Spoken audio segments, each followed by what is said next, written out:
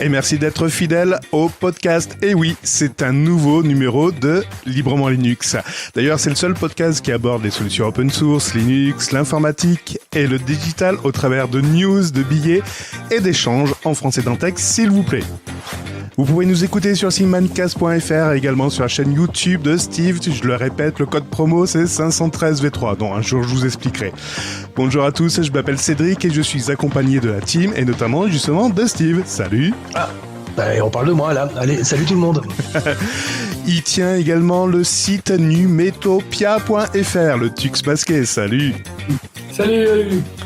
Merci à Enrique de Wavebeats Music et cet épisode est diffusé sous les conditions Creative Commons attribution 4.0 excepté les extraits musicaux, les bandes son externes et les œuvres sonores non produites par l'équipe de Librement Linux. Et venez discuter avec nous sur le salon Matrix Librement Linux podcast.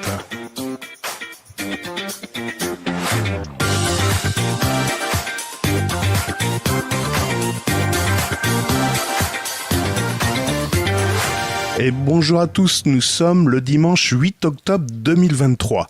Et vous savez quoi ? Il est déjà 21h16. Merci de nous écouter. Et d'ailleurs, on a un petit message promo. C'est une promo interne, mais c'est vachement bien. Écoutez.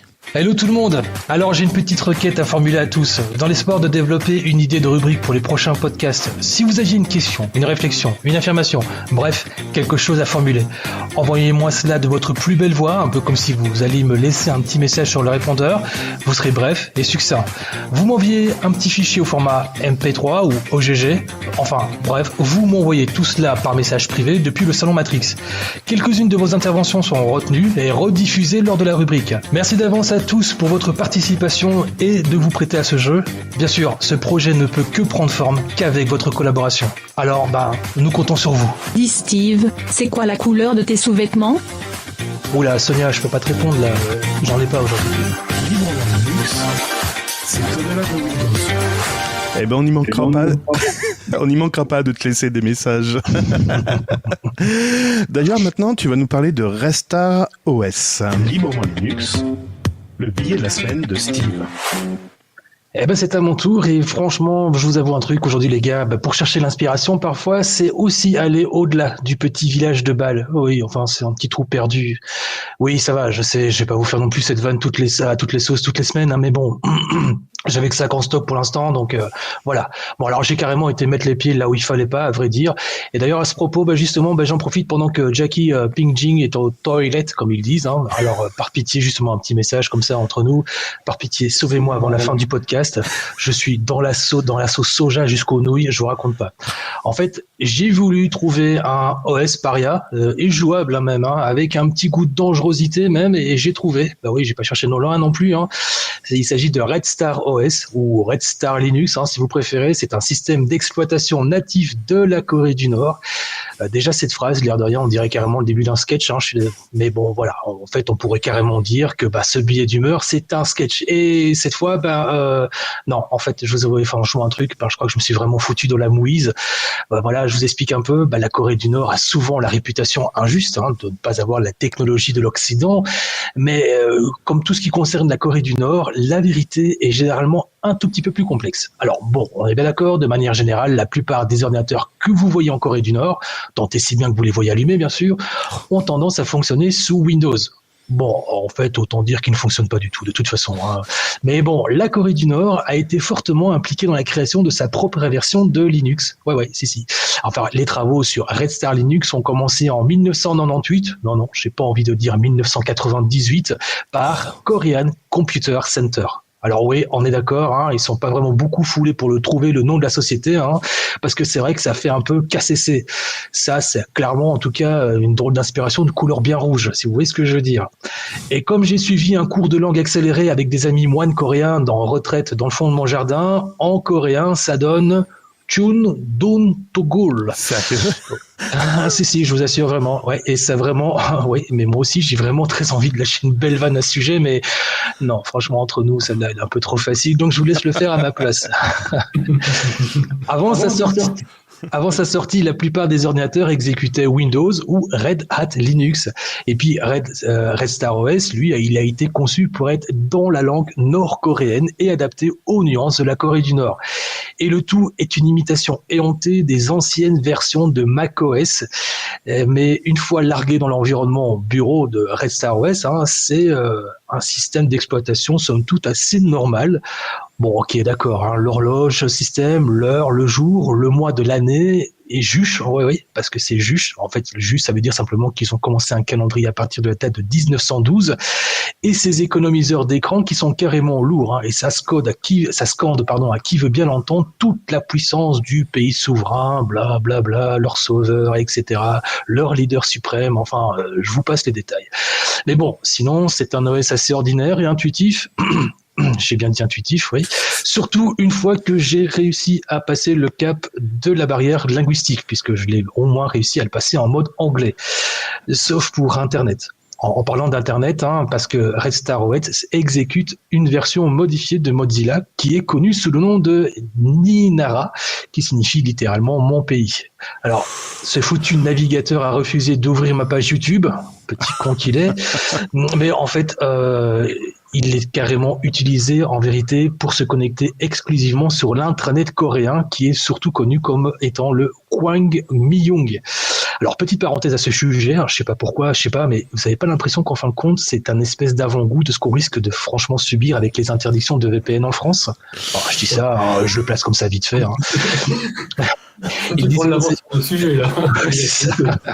Il dispose également d'un client de messagerie vocale, d'une suite de bureautique et prend même en charge les jeux vidéo. Ah, les jeux vidéo! Non, attends, Maurice, justement, j'en viens.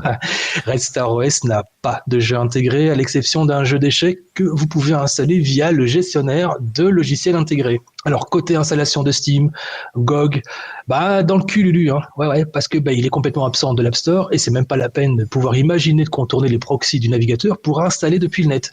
Parce que je suis un peu à moitié étonné en même temps quand je vous dis ça, parce qu'on sait qu'en réalité, le navigateur qui est basé sur le noyau Firefox, c'est celui de la version 3.5 qui est sorti il y a 14 ans. Donc voilà, je rectifie finalement, il n'y aura pas de jeu sur Red Star OS finalement. Alors, petite récapitulation comme ça, vite fait à l'arrache. Red Star OS 3.0 est un échec total pour les jeux, un échec pour naviguer sur Internet, et je vous parle même pas de l'installation des applications. Enfin, finalement, y a beaucoup de choses qui fonctionnent pas vraiment dans ce système d'exploitation. Pardon, par contre, je vais quand même un peu baisser le ton maintenant parce que justement, monsieur Jackie Pingming est de retour. Alors dites-moi, monsieur Jackie, ça va pas les nems, ça passe pas bien? Bon, en même temps, je trouve ça dommage. Justement, j'allais parler de votre beau économiseur d'écran qui fait plein de messages sous-jacents et complètement inutiles de la mère patrie. Si, non, j'ai voulu dire futile. Oh, ça veut dire que c'est top. Si, je vous assure. Alors, pour être franc, en vérité, non, mais tu veux bien tirer ton flingue de ma tête, merci, oui, ok. Alors, pour être franc, j'adore Red Star OS, ouais, vraiment, j'attends avec impatience d'ailleurs la version 4.0, Voilà, maintenant, tu retires le flingue, voilà, tu retires aussi la petite détente, merci. Voilà, c'est tout pour moi. Eh ben, écoutez, c'était la dernière rubrique de Steve, adieu. Voilà. Dis-moi, t'as appris le coréen pour tester le... Ouais. Ouais, j'ai encore laissé mes copains dans le fond de la cabane, dans le fond du jardin pour apprendre à parler coréen, je te jure. Qu'est-ce que tu ferais pas pour le podcast? Je ferais n'importe quoi pour vous, les gars.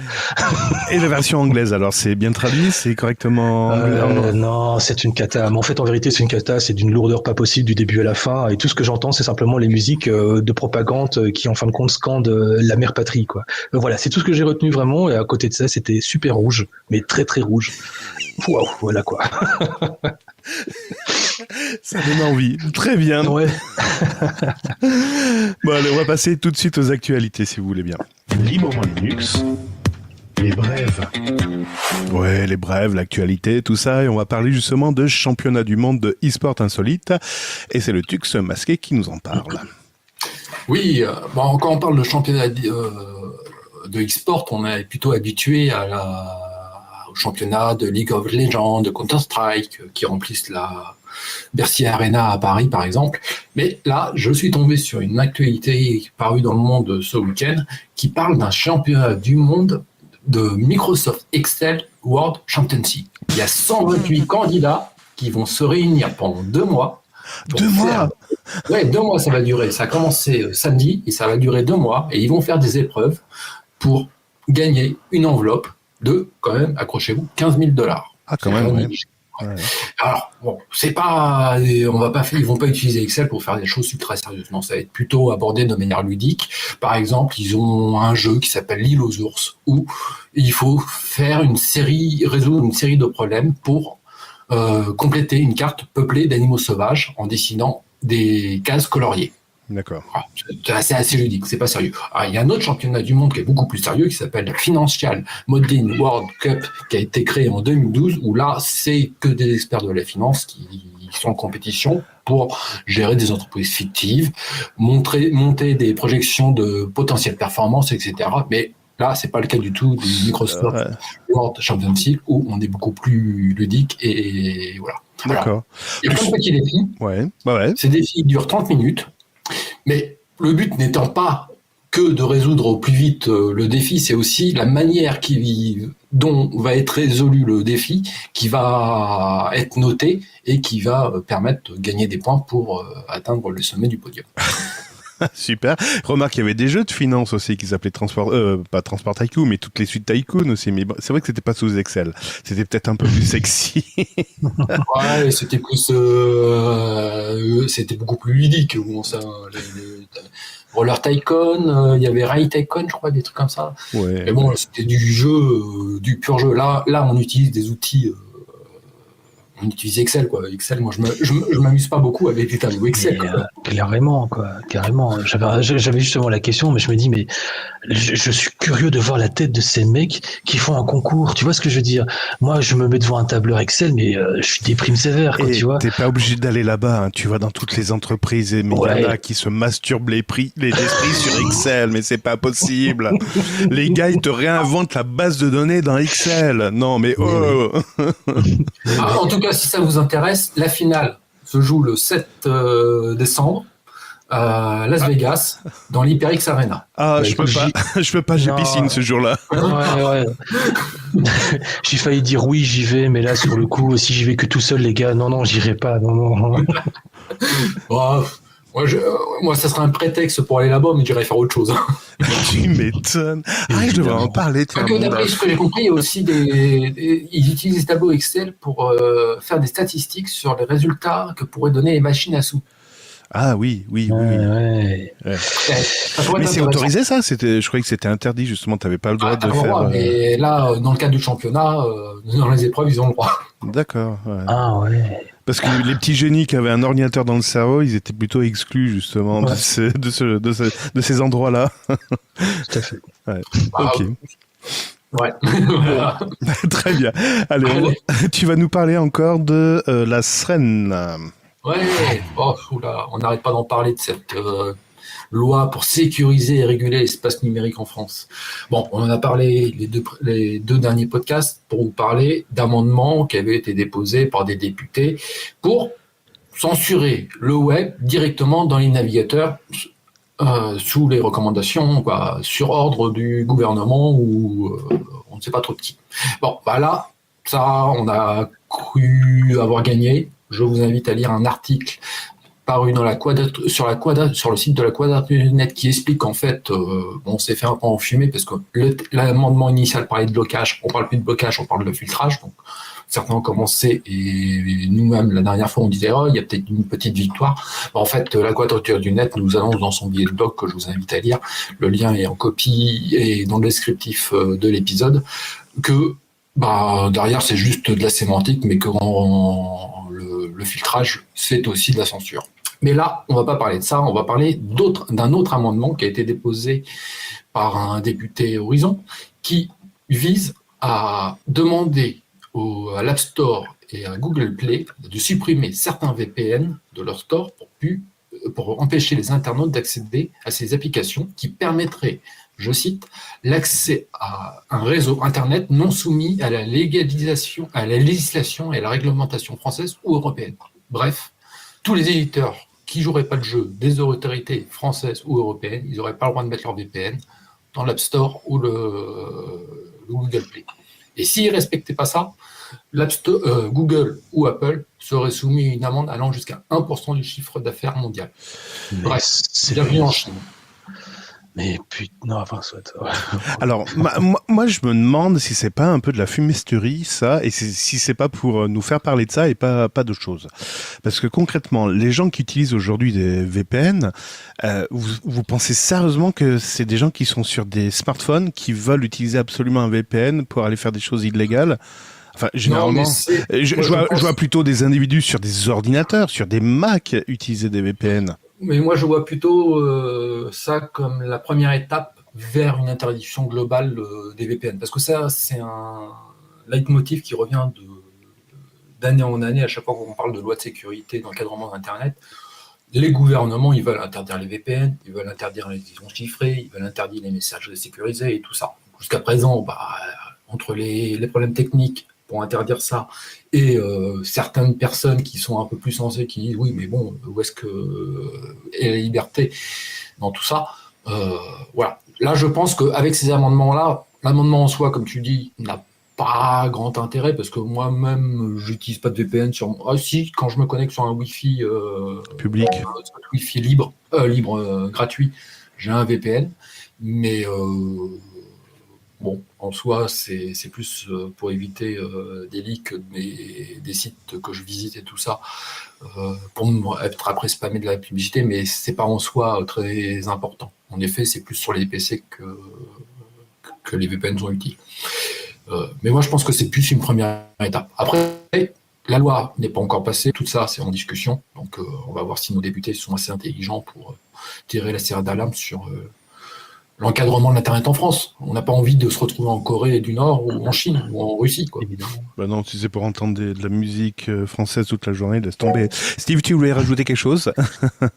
J'avais une question. En fait, la finalité vraiment de vouloir justement cloisonner un peu les services VPN et tout ça en France, c'est quoi exactement, en tout cas, l'objectif final? C'est de sécuriser la consultation et d'éviter justement les dérives, comme par exemple aller voir des trucs illicites, ou alors est-ce que c'est plutôt pour empêcher finalement l'utilisateur d'aller trouver des informations peut-être plus ou moins pertinentes sur d'autres sites étrangers qui ne sont pas du tout dans le territoire français? Alors, Non. pour moi, Non. initialement, cette loi-là, pardon. Ouais, excuse-moi. Ouais, je disais, initialement, cette loi-là, elle avait deux objectifs. Un, lutter contre la pornographie qui était accessible à des enfants facilement. Donc, ils veulent imposer aux éditeurs de sites pornographiques un contrôle de l'âge. Alors, je ne sais pas quelle mécanique ils vont trouver et tout ça, mais derrière, il est facile de contourner la mécanique qu'ils vont mettre en place en disant je prends un VPN, je me connecte depuis la Belgique par exemple, et là je contourne la législation française. Ça c'est la première raison. La deuxième raison, c'est aussi pour lutter contre le harcèlement en ligne, où en fait tu as des gens qui se cachent à travers des pseudonymes. Les plus intelligents, ils font pas que se cacher derrière un pseudonyme, ils se cachent aussi derrière un VPN, et ils vont harceler leurs camarades. Donc ces gens-là, ils sont plus compliqués à retrouver. Et donc, en encadrant tout ça, le gouvernement français espère éviter tous ces abus. Mais il est là le trou dans la raquette. C'est pas tout compte fait, c'est pas interdire le VPN parce que la technicité du VPN, elle existera toujours. Même si t'as pas une application, tu peux pas télécharger une application qui t'offre un VPN tout prêt. Il est tout à fait possible aujourd'hui, que ce soit sous Linux ou sous Windows, de monter un VPN sec. C'est-à-dire t'as pas besoin d'avoir une application complémentaire. Il suffit simplement que t'aies un serveur en face. Le souci, c'est que justement les VPN anonymisent trop, j'ai envie de dire, l'internaute. Il faudrait que les gens qui utilisent une solution VPN puissent être identifiables facilement, que le fournisseur de VPN puisse tenir un registre en disant ben voilà, c'est tel utilisateur. Comme ça, on pourrait remonter en effet les troubles faits. Et c'est pas l'interdiction qui va résoudre le souci, parce qu'ils passeront par autre chose, tout compte fait. Ils arriveront à trouver le moyen d'emmerder tout le monde. Tout à fait. C'est pour ça que la loi prévoit de sanctionner uniquement les applications VPN qui ne se soumettraient pas aux désiderata. Mais non, là c'est la mauvaise cible. Là c'est la mauvaise cible. C'est pas le programme, c'est pas la technicité qu'il faut sanctionner. Non, mais ils attaquent pas la technicité. Ils attaquent certaines applications VPN qui justement font pas de log, qui permettent. Ah, d'accord. Je pense que c'est ça qu'ils veulent attaquer, parce que eux, ce qu'ils veulent, c'est pouvoir remonter à soi. Par contre, ce qui fait l'argument de vente des VPN aujourd'hui, c'est le fait que tu sois anonyme quand tu navigues sur Internet. On ne cherche pas quelle est ton adresse IP pour remonter jusqu'à toi. Oui, mais bon, normalement, une saisie judiciaire, tu peux remonter, normalement. Sauf si tu as une politique no log, donc quand tu prends Proton VPN, eux, les logs de connexion ne sont pas gardés. Tu es sûr de ça? Oui, c'est leur argument de vente en tout cas, à quasiment tous les. Je suis pas sûr que ce soit légal s'ils opèrent sur le territoire européen, par contre. Ils font une conservation. Quoi. De ce qu'ils annoncent en tout cas, et les audits qui accréditent ça disent on a une politique no log. Donc, ouais, mais ce serait trop facile, c'est parce que je te rappelle en France que normalement tous les points d'accès public, tu dois pouvoir identifier l'utilisateur qui a accès au point public, notamment les hôtels et les hôtels. Donc ça voudrait dire qu'eux ils disent allez, on applique une politique no log, comme ça on se fait pas chier avec la journalisation et l'identification des gens qui utilisent notre connexion. C'est un peu bizarre. Faut voir comment c'est fait, c'est demandé, mais en tout cas, c'est leur argument de vente aujourd'hui. Ouais, je suis sceptique. Et c'est pour ça qu'il y a des gens qui utilisent les VPN pour éviter ceux qui font du téléchargement illégal. Ils espèrent se cacher des autorités en utilisant un VPN et en faisant toujours du IMUL, du torrent, ou je ne sais trop quoi comme technologie du actuelle. Up2Box. Ouais. Bon, Steven, il va falloir aller doucement sur Up2Box maintenant. Ouais, mais je crois que de toute façon, j'y vais plus depuis 2 semaines, là, je crois. Oh merde, sérieux, t'as arrêté? Oh là là. Mais non, mais t'es au courant quand même que Up2Box, de toute façon, ils sont grillés, ils sont foutus, ils ont fermé les serveurs. Sinon, il faut que tu réécoutes l'épisode il y a 2 semaines. Ah, mais t'étais pas là ou quoi, Cédric? Qu'est-ce que c'est que cette histoire? J'écouterai le replay. Allez, next. Le Conseil d'État tire une sonnette d'alarme, le TUX. Oui, donc la plus haute juridiction française alerte sur l'éloignement des services publics du fait qu'aujourd'hui, il n'y a plus de guichets, il n'y a plus de personnes et que tout passe au numérique. Et donc, ils pronostiquent, ils invitent nos gouvernants à rouvrir des guichets physiques et des accueils téléphoniques. On en a déjà parlé la saison dernière. En effet, aujourd'hui, il est difficile de trouver des personnes pour répondre à la question. Et on a des sites internet à la place. C'est un peu dramatique. Oui, c'est même pire que ça, c'est que quand tu es dans la mouise, tu ne peux plus avoir personne. L'aide en ligne, enfin le chatbot en ligne, il tourne en rond et il ne fait que des réponses bateau. Et quand tu passes par le standard téléphonique, évidemment, on t'invite à te connecter sur le site internet. Enfin, c'est à se taper la tête contre les murs. Je pense qu'en Belgique, c'est à peu près la même chose ou c'est quand même mieux? Ouais, non, en fait, on a carrément, je sais pas si je vous en avais déjà parlé, mais en fait, nous, on a carrément, en fin de compte, des campagnes de sensibilisation pour justement, en tout cas, réduire le fossé de la discrimination numérique, on appelle ça. Donc, on essaye, en tout cas, il y a qu'une action de sensibilisation, hein, donc c'est-à-dire des petits slogans comme ça, publicitaires pour essayer un petit peu de faire en sorte qu'il y ait un meilleur accompagnement pour les gens qui ne savent pas se servir de l'outil numérique, comme les personnes âgées, par exemple.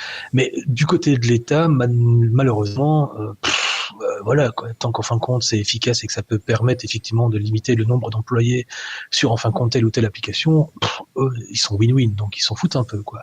Mais voilà où est-ce qu'on en est, c'est-à-dire qu'on est dans la même situation que la vôtre, avec cette espèce de fausse hypocrisie en disant il y a quand même un écart, les gars, il va falloir faire un petit effort, hein. Voilà, c'est tout. Je le fais bien le belge, hein, je le tiens bien, je trouve. C'est ta deuxième langue. C'est ça. En flamand, ça fait quoi? Pardon? En flamand, ça ferait quoi? Je ne saurais pas, franchement, 6 ans d'études pour apprendre le néerlandais et je suis incapable de commander une crème glacée à Ostende, donc tu me dis. Ouais, non, je voulais dire, le problème qui est signalé par le Conseil d'État en France, c'est pas que lié à la France, c'est tous les pays, en tout cas occidentaux. Après, le reste du monde, je ne sais pas, mais c'est pareil en Allemagne, c'est pareil en Italie, c'est pareil en Espagne.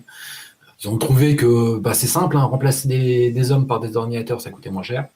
Oui, dans Donc, 90% des cas. Dans 90% des cas, ça fonctionne, ça. Mais que fait-on des 10%? Et généralement, le 10% des cas, c'est des cas dramatiques. Alors, je me souviens de chiffres que j'avais lus l'an dernier, quand on en avait parlé la saison dernière du podcast. En fait, on considère qu'il y a à peu près 33% d'électronisme en France. Ah oui.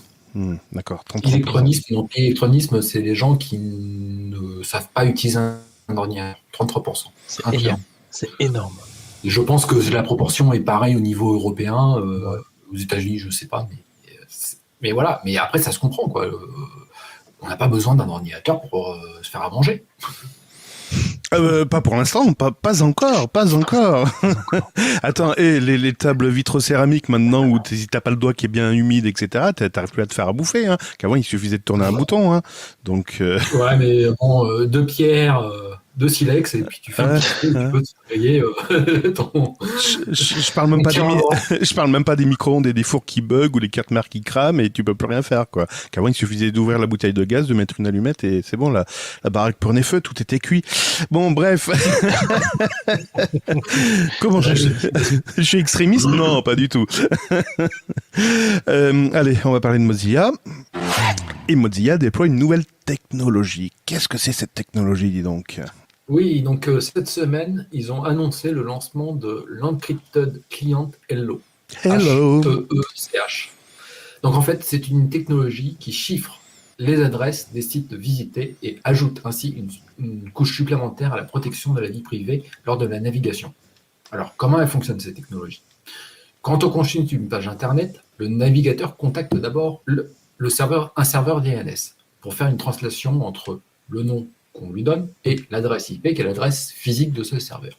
Puis, il va contacter le serveur en lui envoyant un petit message. À ce moment-là, une connexion s'établit et derrière, cette connexion peut être chiffrée avec une technologie TSL. Oui, c'est ça, TLS. TLS. Une technologie TLS et c'est chiffré. Par contre, le petit message jusqu'à présent qui contactait le serveur, donc le message qu'on va appeler Hello, n'était pas chiffré. Donc, on pouvait savoir ainsi l'adresse exacte de la page consultée. Et bien, la technologie de Mozilla consiste à chiffrer aussi ce petit message-là. Alors, aujourd'hui, cette technologie-là, elle est open source, donc elle n'est pas réservée uniquement à Firefox. D'ailleurs, on la trouve aussi dans Chromium version 117. Et derrière, il faut aussi que les sites web prennent en charge cette technologie-là. Si vous utilisez Cloudflare la prend en charge depuis le 29 septembre. Voilà. D'accord. Alors je pense qu'il y a une chose qui est importante. Quand tu interroges un DNS pour faire la relation entre le nom de domaine et l'adresse IP, tu interroges donc le DNS et là tu le fais de manière claire. Tu lis, excuse-moi, mais qu'est-ce que c'est mancast.fr? C'est quelle adresse IP?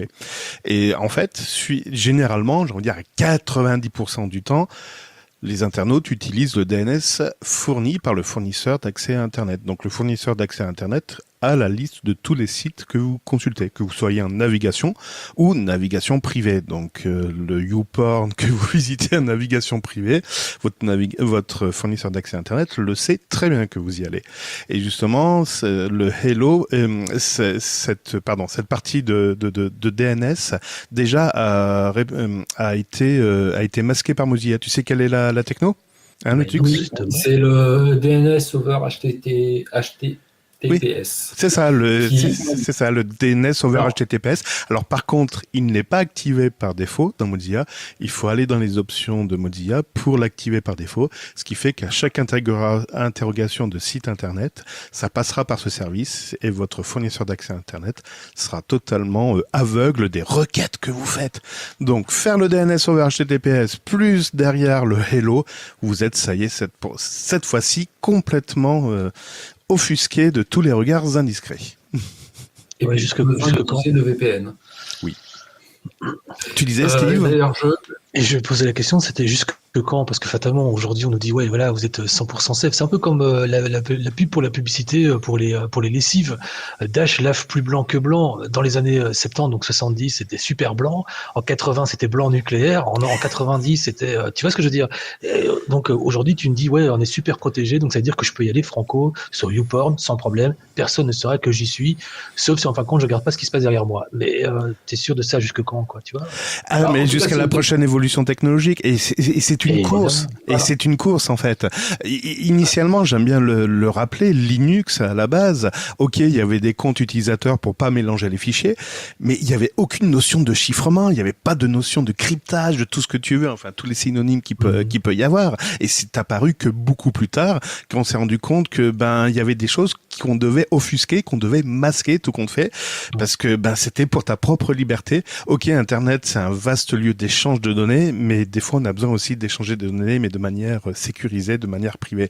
Et en effet, peut-être que demain, il y aura sûrement une caméra obligatoire qui te filmera et il y aura une intelligence artificielle qui analysera ce que tu feras. Et pourquoi pas une capture d'écran aussi automatique qui analysera ce que tu regardes, parce que peut-être que tu feras des choses un petit peu illégales et là, il faudra pas trop déborder.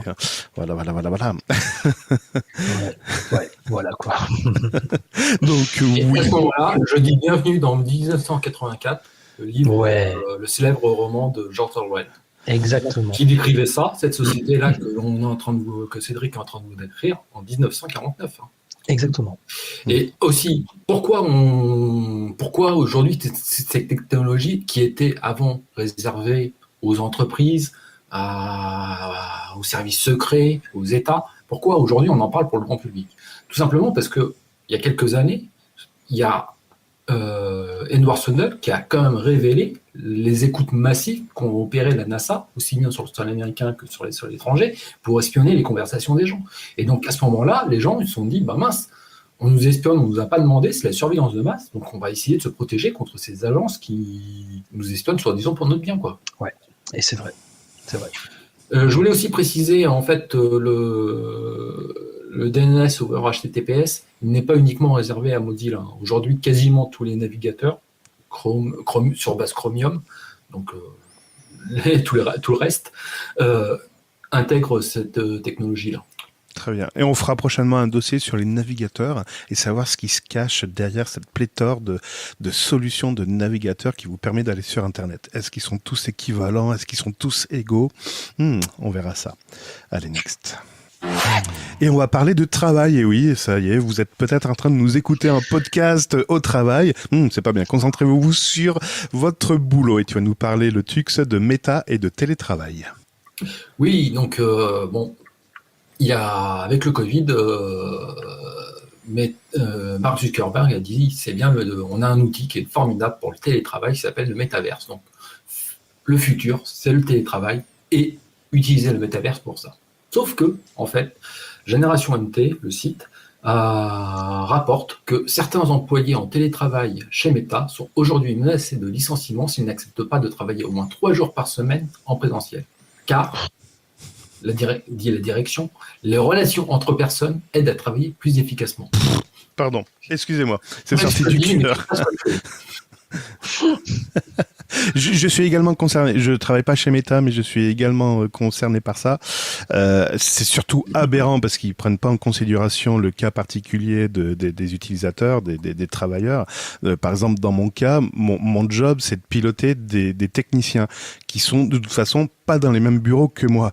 Donc le travail à l'agence ne résoudra pas ce souci-là. Mais c'est vrai que c'est carrément de la part de Meta dire on a un outil qui est super, utilisez-le, mais pas chez nous.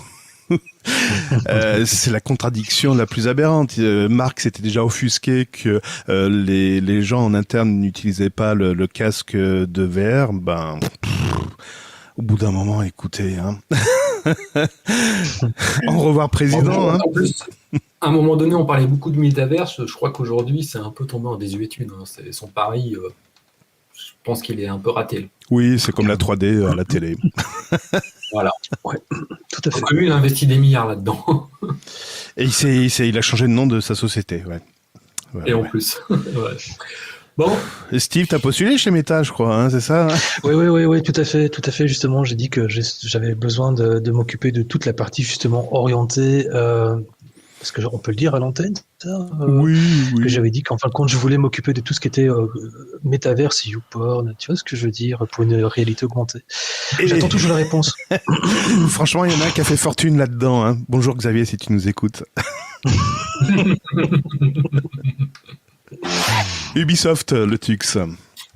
Ouais, bon, décidément, les sociétés de high-tech et du jeu ludique sur ordinateur, ils n'ont pas forcément bonne presse en ce moment. Oui, parce qu'en fait, je ne sais pas si vous vous souvenez, en 2021, Numérama, le site, et Libération avaient contribué à révéler des histoires de harcèlement sexuel au sein d'Ubisoft. Et ben aujourd'hui, plusieurs cadres de la direction d'Ubisoft, dont des Français, ont été placés en garde à vue le 3 octobre dernier et ont été entendus par la police à suivre. Mais bon, derrière, je comprends que les jeunes femmes ont du mal à aller travailler dans ces sociétés-là avec des ambiances pas très saines pour elles. C'est de manière générale, on le voit dans les podcasts, on a du mal à recruter ces jeunes filles parce que également, je pense que l'ambiance c'est peut-être lourdingue par moment. Hein. C'est on fait des blagues graveleuses qui forcément n'est pas du même niveau quoi. Enfin voilà, je le conçois. Moi je le conçois tout à fait. Après, ce que je trouve assez amusant, c'est qu'aujourd'hui on a une grosse communication de nos gouvernants pour dire il n'y a pas assez de femmes dans les métiers de la tech, dans les métiers scientifiques et tout ça.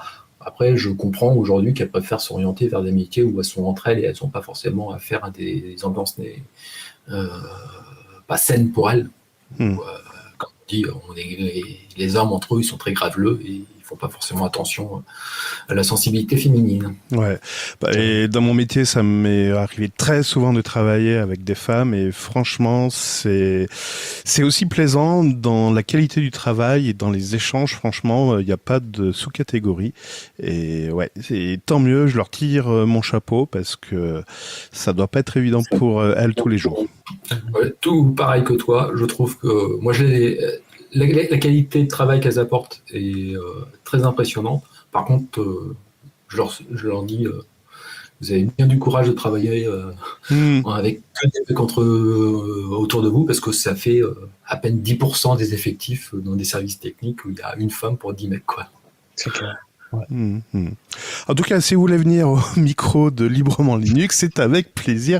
On aura au moins une autre vision, peut-être féminine, peut-être qui sera différente de nous. Pourquoi pas, hein, le micro est ouvert, il n'y a pas de souci là-dessus.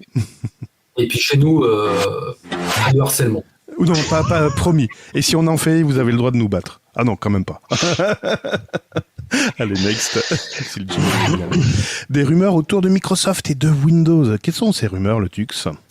Oui, bon, oh là là, Microsoft, il y a beaucoup de rumeurs autour d'eux en ce moment. Donc la première rumeur qui a été le site Gisfo nous rapporte concerne une potentielle passage sur abonnement des futures versions de Windows. En fait, pour l'instant, rien d'officiel, mais une découverte du site Deskmodder sur la version allemande de Windows version Canary, donc la version en cours de développement. Je disais, donc le site a découvert dans un fichier de cette version Canary des lignes suggérant des options d'abonnement, et en fonction de l'abonnement, on a plus ou moins accès à des fonctionnalités de Windows. Moi, pour le coup, eux, ils s'en inquiétaient. Moi, je trouve que c'est plutôt une bonne nouvelle, parce que s'ils commencent à faire payer un abonnement à Windows, derrière, ça va faire plus de personnes qui vont passer sous Linux. Non, vous ne croyez pas ? Qu'ils fassent des bêtises seulement, qu'ils y aillent seulement. Franchement, De toute façon, oui. Allez, mets une petite facturation comme ça mensuelle sur Microsoft. Ça va nous faire que du bien, absolument. Donc, vas-y. Je pense que ça va aller plus loin. S'ils mettent un système d'abonnement, on le connaît déjà, ce système d'abonnement chez Microsoft. Il s'appelle Office 365. Donc ça veut dire que sous-jacent, Windows ne sera plus que sur l'ordinateur ? D'ailleurs, c'est plus Office 365, hein. Maintenant c'est Microsoft 365. Oui, c'est Microsoft 65, et puis ils ont rebaptisé Azure avec un autre Ils ont nom. déjà préparé le nom marketing pour se dire que ça pourrait être Windows, Office, et puis Tout à fait. autre service. Tout à fait. Ils ont déjà préparé le terrain. Et c'est marrant parce que je me souviens dans nos lectures des années 98, 99, voire même 95, j'étais en première, je crois, à Grenoble, et je discutais avec un copain de l'époque. Justement, la vision de certains journalistes était de dire que le futur serait sur des consoles qui seraient branchées constamment sur Internet et les applications seraient exécutées à distance. Et donc la console ne servirait plus qu'à afficher le résultat du calcul fait à distance. Et bien voilà, nous sommes en 2023, donc il y a un peu plus de 25 ans, 26 ans, en train de se réaliser. Ouais. Terrible. Terrible. Et puis sinon, j'ai une autre rumeur sur Microsoft. Ça vous intéresse ? Ah oui, une rumeur. Allez, vas-y, fais péter, ouais, j'attends. Une deuxième rumeur qui vient en fait, qui a été une rumeur pendant des années, on en entendait parler, Microsoft aurait été intéressé pour acheter Valve, donc la société éditrice de Steam, le truc pour jouer et installer des jeux. Et, bon, en fait, derrière cette rumeur était peut-être bien plus qu'une rumeur, parce qu'un récent leak d'email de Microsoft révèle que Phil Spencer, l'actuel dirigeant de Xbox Game Studio, discutait bien en 2020 d'un potentiel rachat de Valve et de Nintendo. Ah oui, bon, que ça.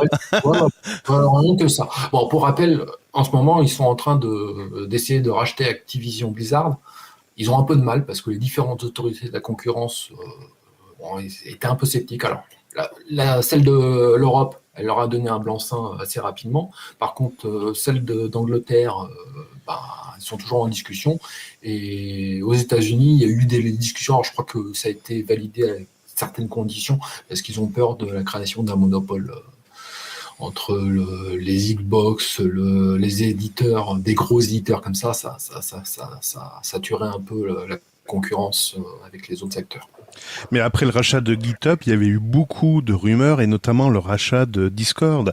Je pense que Microsoft a beaucoup d'argent et ils veulent réinvestir et avaler en effet d'autres concurrents, soit pour les absorber, soit en effet pour encore avoir plus de croissance organique. Disons qu'ils n'ont plus de nouvelles bonnes idées. Pour pouvoir croître, il faut avoir des idées. Ils n'en ont pas, donc ils rachètent. La croissance organique, exactement. Ouais, ça fait peur. Ça fait peur. Bon, bref. Allez, Dext. Oh, virgule. Quels sont les OS utilisés par les joueurs sur Steam, Steve ? Bah écoute, c'est une excellente question, Cédric. Je te remercie de me l'avoir posée. Je t'en prie. Allez, rubrique suivante.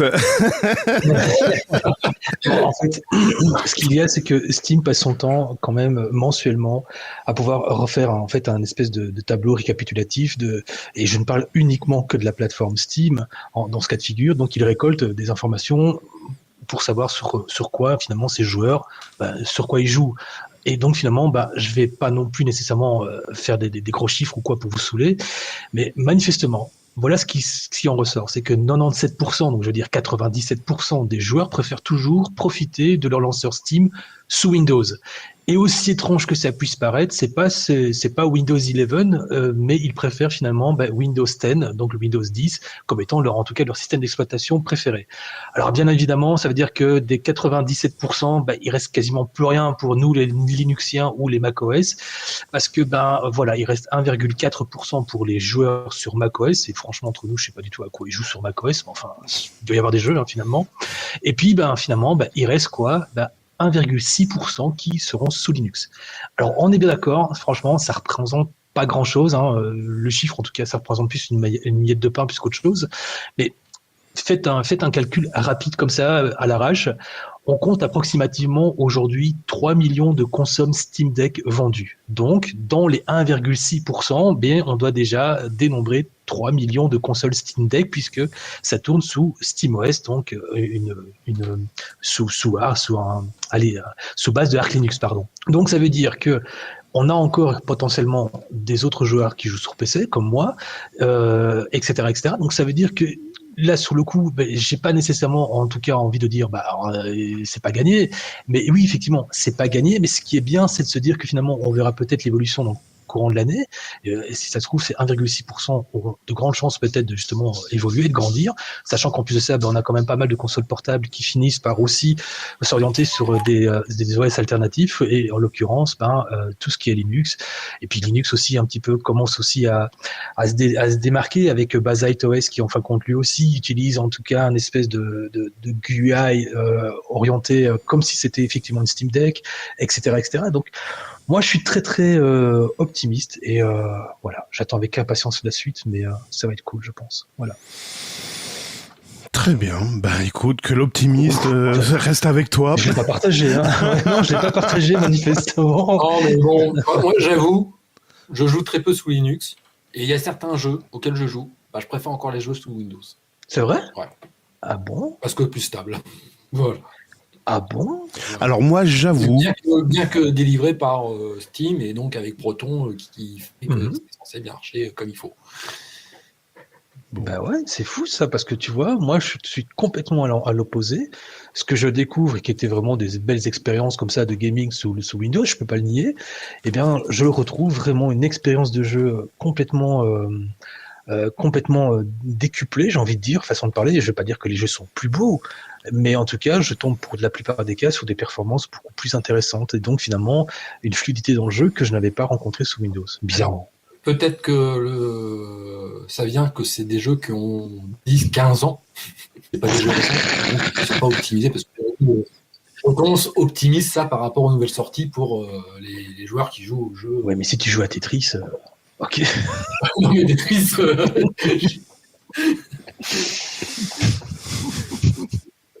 Les bandes de malades, c'est pas possible. Non, mais par exemple, un jeu que j'aime bien, c'est Mass Effect. Ouais, bien sûr. La bande-son sous Linux, elle est à chier. Oui, c'est vrai que malheureusement, il y a effectivement des jeux qui sont malheureusement pas du tout. Malheureusement, ils ont pas subi, en tout cas, ils ont pas subi la modification pour pouvoir être transposés, pardon. Et donc finalement, on a des jeux assez anciens qui malheureusement ne supportent pas la transition Windows-Linux. Et ça, je suis entièrement d'accord. Mais bien évidemment, quand tu prends des jeux beaucoup plus récents, tu vois sur ProtonDB, il y a énormément de jeux qui, en fin de compte, sont parfaitement compatibles et on parle fatalement par moment de meilleure performance et d'une meilleure expérience de jeu. Pas pour tous, parce que sans ça, je suis sûr certain dans les commentaires, je vais me faire incendier, mais en tout cas, une bonne grosse partie reste vraiment des très belles expériences sur Linux. Non, ça, voilà. Après, je reconnais quand je vois les nouvelles versions de Proton qui disent amélioration des performances ou tel jeu. Bon, c'est toujours des jeux qui sont sortis dans l'année, quoi. C'est sûr que si un jour je me décide à jouer à ces jeux-là, c'est pas gagné, mais je ferai tourner ça sous Linux et ça m'éviterait d'avoir un dual boot sur une machine pour juste jouer à des jeux que j'ai achetés il y a 15 ans, quoi. Carrément. Merci pour cette analyse. Allez, on passe tout de suite sur les sorties de la semaine. Librement Linux, les sorties de la semaine. Bon, une semaine pas très riche en sorties. La première sortie, qui n'a rien de révolutionnaire, mais ça va nous permettre de parler un peu de ça, c'est Linux Mint 21.2 qui sort en version Edge. Alors, qu'est-ce que c'est que la version Edge ? En fait, c'est Linux Mint avec les mêmes logiciels, le même noyau, justement, pas le même noyau, avec la même base de logiciels et tout ça, sauf qu'il y a une différence, c'est que Linux Mint jusqu'à présent était livré avec un noyau 5.15 et dans la version Edge permet d'avoir un noyau 6.2. Et donc pour des machines que vous achetez aujourd'hui, donc très récentes avec des technologies à la pointe, et voilà, ils seront pris en charge avec le noyau 6.2, alors que la version normale de Linux Mint aurait été beaucoup plus compliquée à installer sur ces machines-là. Voilà. D'accord. Autre sortie, Android 14. Nouvelle version. En fait, Android 14, c'était juste pour dire qu'il sortait une nouvelle version, parce qu'en termes de nouveautés, il n'y a pas grand-chose à dire. Quelques améliorations esthétiques, quelques nouveaux programmes, un nouveau menu santé dans les réglages, rien de très intéressant. Et j'ai oublié le plus important, un nouveau logo en 3D, s'il vous plaît. Et il n'a pas un petit surnom ? Je ne l'ai pas noté, non. Ah ouais, tu sais, comme Oreo, Jelly Bean. Non, lui, je ne l'ai pas noté, justement, je ne l'ai pas vu dans la... Bon, c'était la question piège, désolé. Ah non, mais il n'y a pas... Voilà. Et puis, alors derrière, pareil, une sortie qui n'en est pas vraiment une, Debian, qui sort la version 12.2 et la version 11.8 de ces ISO. Alors en fait, ne pensez pas que si vous êtes sous Debian, qu'il faut installer Debian pour avoir ces versions-là. Si vous tenez à jour correctement votre installation, il n'y a pas besoin de réinstaller quoi que ce soit. En fait, la version 12.2 et 11.8, ce sont juste une mise à jour des ISO qui fait que quand vous installez une nouvelle machine, vous partez avec les paquets distribués par les mises à jour directement installés sur la machine que vous êtes en train de configurer. Voilà pour les sorties que j'ai notées cette semaine. Merci bien. Librement Linux, les dossiers. Et on va parler de moyens pour faire de la prise à main à distance. Vous savez, quand vous devez aider mamie Simone à aller sur Internet ou faire un truc et qu'elle est bloquée et qu'elle est à 300 km de chez vous, quoique même à 30 km ça fait déjà assez loin, eh ben c'est pas mal de dire « Attends, bouge pas, je me connecte sur ton ordinateur, je regarde ce que tu es en train de faire et je vais t'aider ». Et en effet, il existe des moyens de faire ça. Ouais, il y en a qui sont pas au courant dans la salle, là, parmi les auditeurs. Eh ben, il y a des moyens pour prendre la main à distance. Il faut simplement que je reprenne mon dossier sous les yeux. Voilà. Donc, il existe plein de solutions. Alors, c'est marrant parce que dans le salon Matrix, j'avais essayé de poser la question et je l'ai posée un petit peu maladroitement. J'ai demandé quel était le moyen pour les gens qui étaient sur Matrix, quel était le moyen de se connecter à distance sur un ordinateur distant.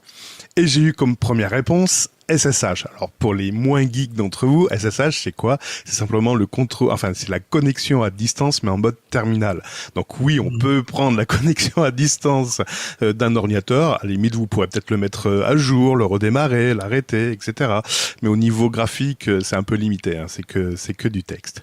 Par contre, il existe des moyens graphiques. Alors prendre le contrôle à distance, en effet, il faut que l'écran graphique puisse être projeté chez vous et que quand vous tapez sur le clavier et bougez la souris, ça puisse également renvoyer ce mouvement et le clavier chez l'utilisateur à distance. Donc il y a plein de mécanismes qui doivent être mis en jeu, et notamment des droits aussi, parce que si une session est verrouillée, malheureusement c'est un peu plus compliqué. Il existe des logiciels qui permettent de faire ça. En standard, Linux ne le permet pas, quoique on pourrait faire du SSH avec un tunnel X, etc. Bon, bref, ça c'est des techniques qui sont un peu trop compliquées, mais il existe des logiciels. Je vais vous en donner quelques-uns et le Tux ou Steve, vous m'arrêtez ou vous pourrez compléter également cette liste. La plus ancienne des solutions que je connais, c'est VNC, ou TinyVNC, ou TigerVNC.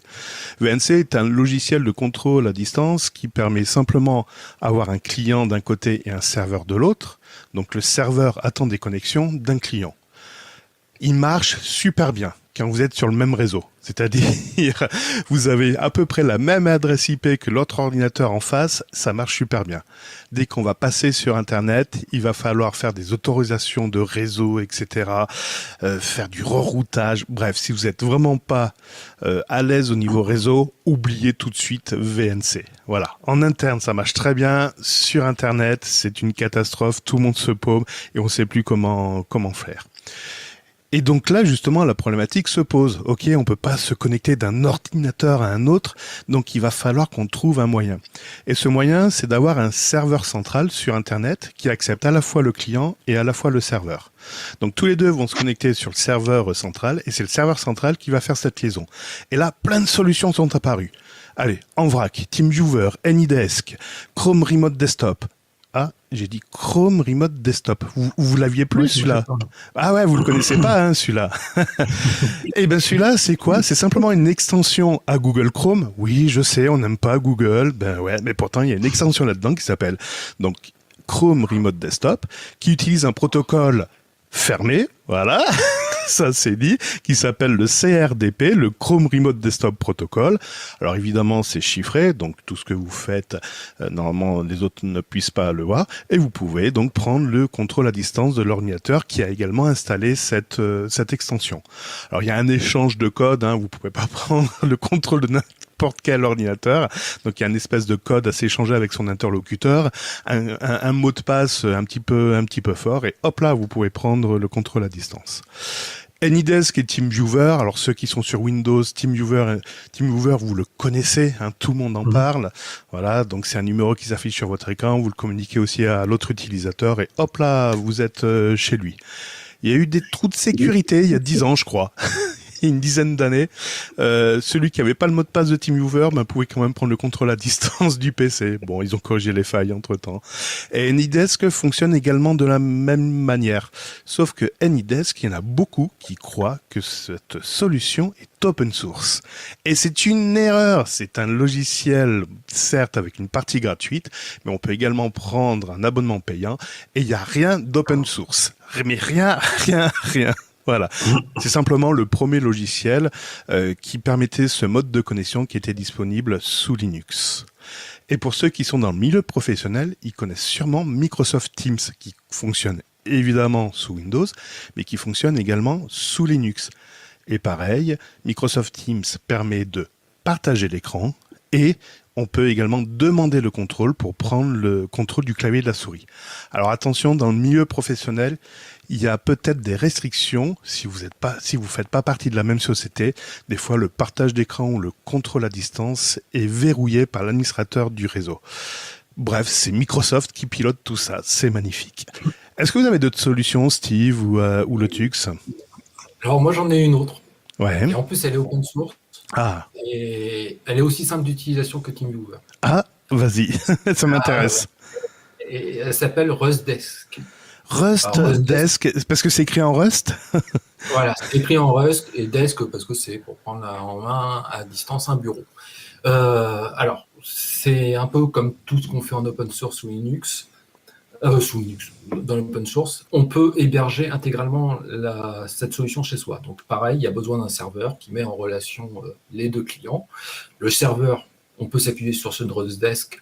Et donc là, après, ça dépend un peu de la charge pour la qualité. Mais si vous voulez, vous pouvez monter votre propre serveur RustDesk et faire de la prise en main à distance. C'est votre serveur qui mettra en relation avec un numéro à communiquer à votre correspondant. La connexion s'établit automatiquement et puis vous pouvez l'aider, vous pouvez lui envoyer des fichiers, vous pouvez lui montrer où est-ce qu'il faut cliquer ou vous pouvez voir les actions qu'il fait. Exactement comme dans TeamViewer. La solution est assez récente, elle est sortie, la première version finale stable est sortie il y a 2 ans et depuis il est régulièrement mis à jour. Et moi franchement, aujourd'hui, avant j'utilisais TeamViewer, maintenant j'utilise RustDesk et je mets RustDesk sur tous les ordinateurs des gens qui sont susceptibles de m'appeler à l'aide. D'accord. Et on peut avoir son propre serveur RustDesk vu que c'est open source, tu sais pas ? C'est ça, on peut monter son propre serveur pour mettre en liaison. D'accord. Et donc là, dans les champs, au lieu d'avoir l'adresse par défaut du serveur RustDesk, on met l'adresse de son serveur et ça fait la plaque. Génial. Et toi, Steve, il y a il y a une autre solution que tu utilises ou tu as déjà utilisé une de ces solutions ? Ouais, moi pour en fait soit aller voir Tata Janine ou pour aller éventuellement aider la info du quartier, je vais à pied et je me déplace directement sur place. Ah ouais, c'est sympa. C'est open source aussi. En fait, excepté VNC que j'utilise, pardon, malheureusement, je suis pas du tout dans l'intervention à distance. J'aime beaucoup en fait faire carrément des interventions sur place, sur site. Tout simplement parce qu'en fin de compte, il y a le côté un tout petit peu plus pédagogique, j'avoue franchement, et voilà, tout simplement. Maintenant, oui, effectivement, dans certains cas de figure, quand en fin de compte, le déplacement est impossible, oui, ce sera donc avec malheureusement des applications qui sont plus orientées, comme par exemple TeamViewer ou VNC, quoi. Voilà. Ouais, mais t'as jamais eu l'occasion, de le faire là pour l'instant. Non, parce que non, pour l'instant, je suis plus interventionniste sur place. Je préfère, vraiment. D'accord. Alors évidemment, il y a d'autres applications. Quand j'ai demandé à mon pote CPT s'il y avait d'autres applications, il m'en a listé plein. J'ai fait oui, c'est celle-ci, il y a celle-ci. Je vais pas tous il y avait LogMeIn, je crois, un truc comme ça. Enfin, mais ils fonctionnent à peu près tous de la même manière, donc on va pas tous les citer. Simplement une anecdote. La semaine dernière, dans mon association, j'ai voulu faire une présentation de Matrix, du protocole Matrix et des salons de discussion, etc. Et à un moment, donc, je voulais parler des clients. Donc, le client web avec un navigateur. Donc, c'était vidéo projetée. Là, il y avait le client web. Je montrais également l'application que j'utilise, Shieldit. Et je voulais également montrer Éléments sur Android. Et là, mince, comment je vais faire? Eh ben, j'ai installé AnyDesk sur le portable. Et là, tout le monde a fait waouh. Voilà. Je précise, RusDesk a aussi un client pour Android et un client pour iOS, je crois. Eh ben, je vais de ce pas tester tout ça. Ouais, d'accord. Punaise. Bon, ben. Et bien entendu, les clients, ils sont aussi open source sur ces équipements. Tout est open source. Tout est open source, d'accord. Bon, bah, très bien. Bah, c'est parfait. C'est encore une bonne émission, tout ça. Mais dis-moi. Ouais. On a appris plein de choses. Ouais, Oui, plein de j'en ai appris choses. énormément. Ouais. T'as appris quoi? Alors, je sais pas, il y a tellement de choses. Il faudrait que je revoie un petit peu tout ce qu'on nous a papoté ensemble. Mais non, j'ai appris pas mal de choses, vraiment. Moi, je vais le réécouter, je vais vous dire la semaine prochaine ce que j'ai. Ah oui, voilà, c'est ce que j'allais dire aussi. Eh ben, ça tombe bien parce que cet épisode, vous pouvez le réécouter, mais à volonté. Il n'y a pas besoin de payer d'abonnement ou quoi que ce soit. C'est sur mancast.fr, mais également sur la chaîne YouTube de Steve. Hein, c'est ça, je me trompe pas, 513V3. Ouais, c'est bien lui. Ouais, d'ailleurs, Ouais. c'est quoi cette histoire de 513V3? Oh, drôle d'histoire. En fait, si tu regardes bien, Steve, c'est simplement l'anagramme chiffré. Donc 513, 513, CSTEVE, tout simplement. Je voulais simplement trouver un moyen un tout petit peu plus... Et puis, en fait, il y a un pote qui m'a dit, mais écoute, t'es fou, quoi. Tu vas quand même pas mettre le nom de ta chaîne YouTube avec 513V3. C'est trop compliqué. Les gens vont vraiment pas chercher. Il faut vraiment que ça tombe vraiment sous le sens. Et bim, c'est tombé sur Steve. C'est moi. Voilà. Ah, c'est bien. C'est bête, hein? Ouais, je sais. C'est bien. Et bientôt, alors j'ai fait exprès, il y avait la météo sécurité normalement qui était prévue, mais on en parlera la semaine prochaine parce qu'on n'a plus le temps. Il y a également une nouvelle rubrique qui devrait normalement être diffusée, qui est d'ailleurs le courrier des auditeurs. Je vous remets la Salut petite tout le annonce. monde. Alors j'ai une petite requête à formuler à tous. Dans l'espoir de développer une idée de rubrique pour les prochains podcasts, si vous aviez une question, une réflexion, une affirmation, bref, quelque chose à formuler, envoyez-moi cela de votre plus belle voix, un peu comme si vous alliez me laisser un petit message sur le répondeur. Vous serez bref et succinct. Vous m'envoyez un petit fichier au format MP3 ou OGG. Enfin, bref, vous m'envoyez tout cela par message privé depuis le salon Matrix. Quelques-unes de vos interventions seront retenues et rediffusées lors de la rubrique. Merci d'avance à tous pour votre participation et de vous prêter à ce jeu. Bien sûr, ce projet ne peut que prendre forme qu'avec votre collaboration. Alors, nous comptons sur vous. Dis Steve, c'est quoi la couleur de tes sous-vêtements? Oula, Sonia, je peux pas te répondre là, j'en ai pas aujourd'hui. Librement Linux, c'est au-delà de Windows. Alors c'est quoi la couleur? J'espère que t'as mis des sous-vêtements maintenant. Oui, mais tu veux savoir la couleur de quoi, devant ou derrière? Oh putain. Mais oui, mais tu me poses des questions en même temps, tu t'attends à quoi? Bon, soyez plus inventifs que Sonia, soyez plus constructifs. On attend ça avec impatience. Mon Dieu, ce qu'il faut pas entendre. Et ben voilà, ça y est, c'est terminé pour ce nouveau numéro. On vous remercie de votre fidélité. Merci également à Enrique de Webbeats Music, là, pour la musique, les jingles, tout ça. Cet épisode est diffusé sous les conditions Creative Commons Attribution 4. La team Librement Linux vous souhaite une agréable semaine. Le Tux Masqué et Steve. Rendez-vous au prochain numéro. Oui. Ah, bien sûr. Bye bye. Ah.